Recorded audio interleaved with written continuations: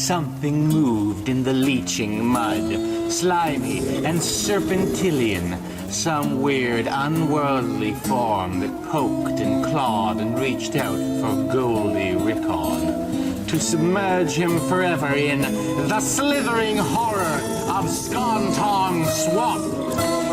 You can't drag me back there! No, I'd rather die!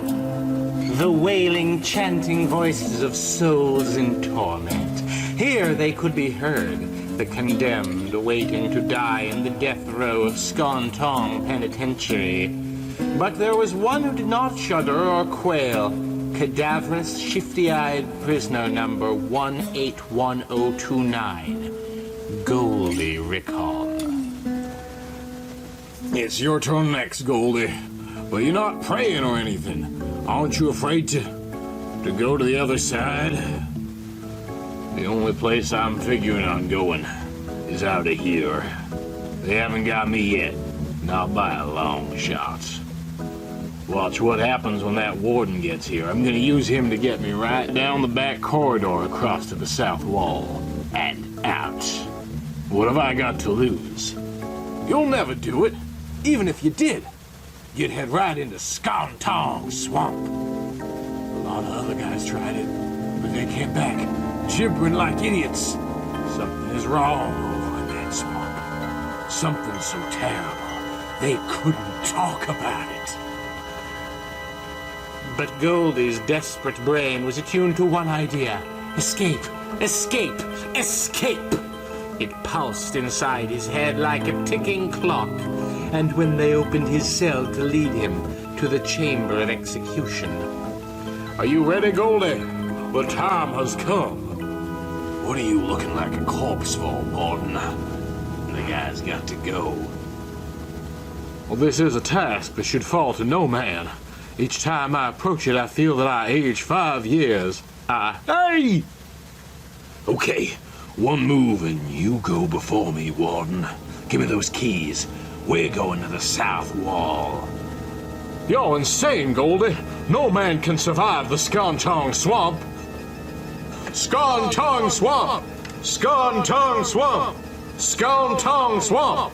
You'll never make it, Goldie! Never make it! They're stir crazy, the whole lot of them. I'll show them all. Give up now, Goldie. Why extend the agony? You're only gonna put yourself through unnameable tortures. Get going, Warden. Is that a line you've been feeding to keep these boneheads buffaloed? It don't work on this boy.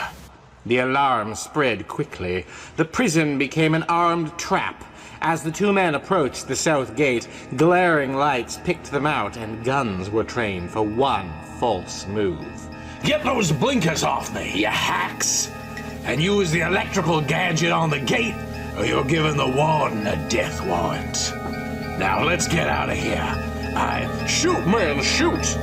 Intent upon the tower guards, Goldie was caught unaware by the warden's maneuver. Flashings of fire stabbed the night. Bang, bang! Tut, tut, tut, tut. Bang, bang! Gotta get into these woods!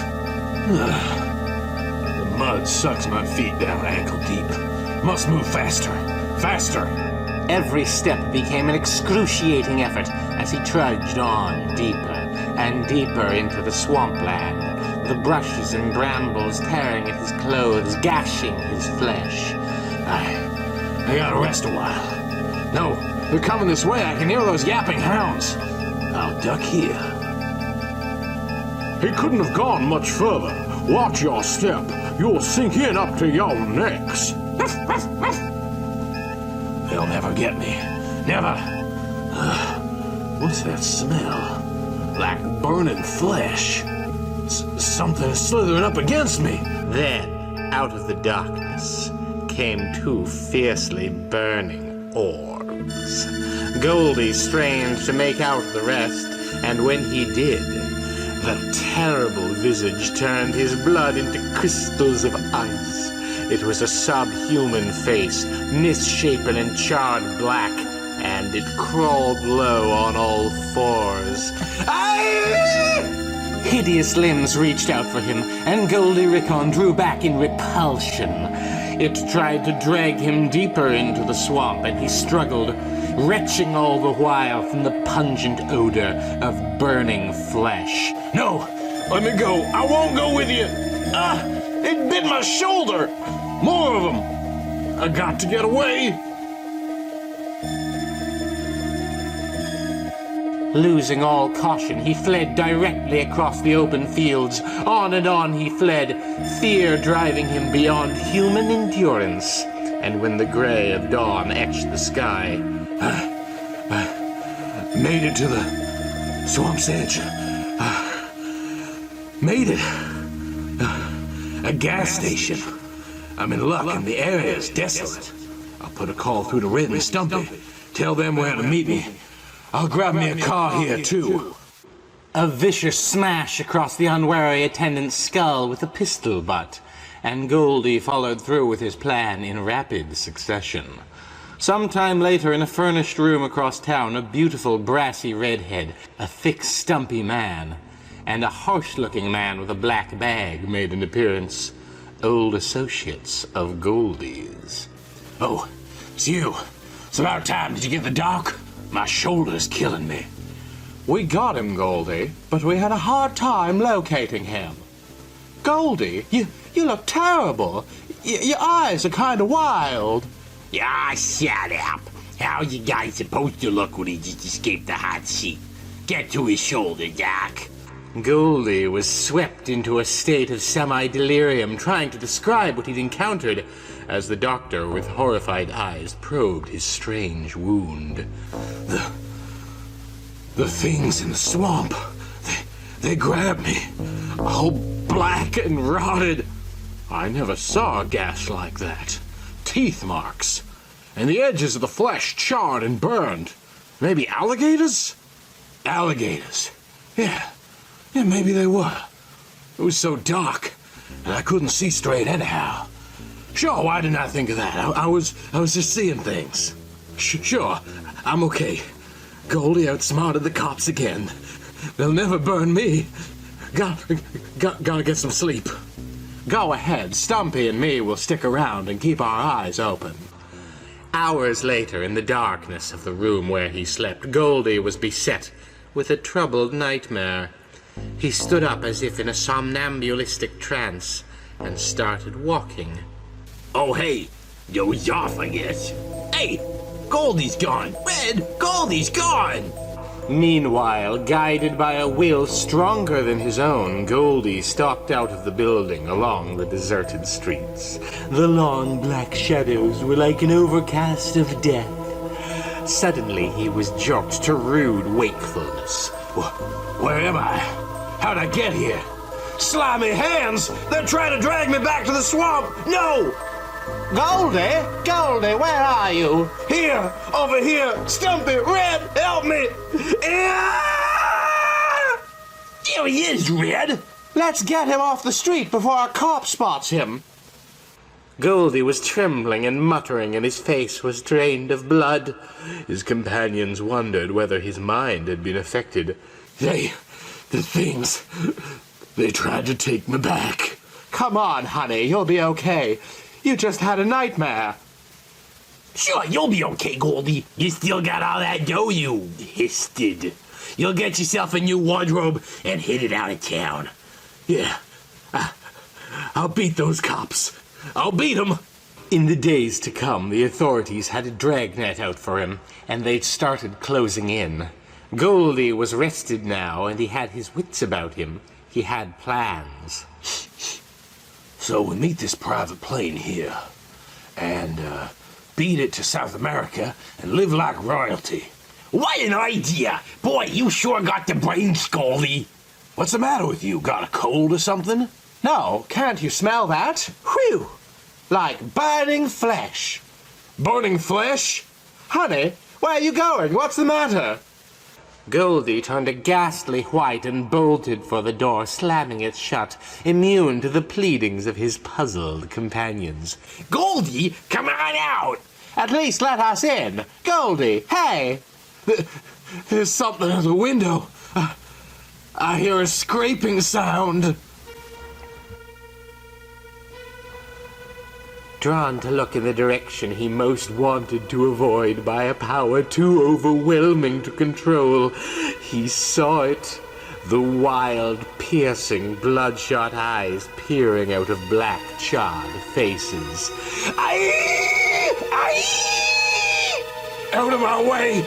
Don't scream like that. The cops will be headed this way in no time. Goldie, come back. It's no use. He's crazy as a loon. Listen, police sirens outside. In the throes of an ungovernable panic, every molecule in Goldie Rickon's body cried out for flight. Wild, directionless, unreasoning flight. He fled down the long alley along the back way, the wailing sirens like weeping infants in the night. And there... The slithering slimy things! They're waiting for me! No, I can't face living with them around. His eyes blinded by tears of terror, the once brazen criminal was now a sniveling, whimpering specter of a man. He headed in the direction of the sirens, then... There he is! Take me! That'll finish me off! I can't take this anymore! And so, before a week was over, the grave ritual was repeated. Goldie Rickon was led to the chamber of execution, but this time he was strapped by the harness of death. Seconds before the fatal moment, his face was alight with almost a kind of elation, and he screamed, I'll be free of them! Free! Free! Bzzz. Now, what did he mean by being free? Peculiar remark. You'll never know now. Goldie Rickon is finished. But was Goldie Rickon truly finished? For soon, in an atmosphere of damp and chilling blackness, he blinked open his eyes. This isn't possible. I'm dead. He was lying on his stomach, and his arms and legs were covered with a thick, stinking muck. I'm in the swamp. No! And lo, the very earth seemed to tremble and come alive, as out of the boiling mud they arose, the slithering horrors of Skontong swamp. And this time, a voice, croaking with the degeneration of death, addressed him. You belong to us. We tried to tell you before. You could not escape us. We are the electrocuted dead, seeking vainly forever to cool our charred flesh in the swamp from the burns of the electric chair. And now, if you doubt, look at yourself, Goldie Rickon. And so, if perchance you glimpse an unfamiliar movement in some marshland at night, or unexplored quagmire, and if you smell the odor of charred flesh, it is suggested that you tarry not.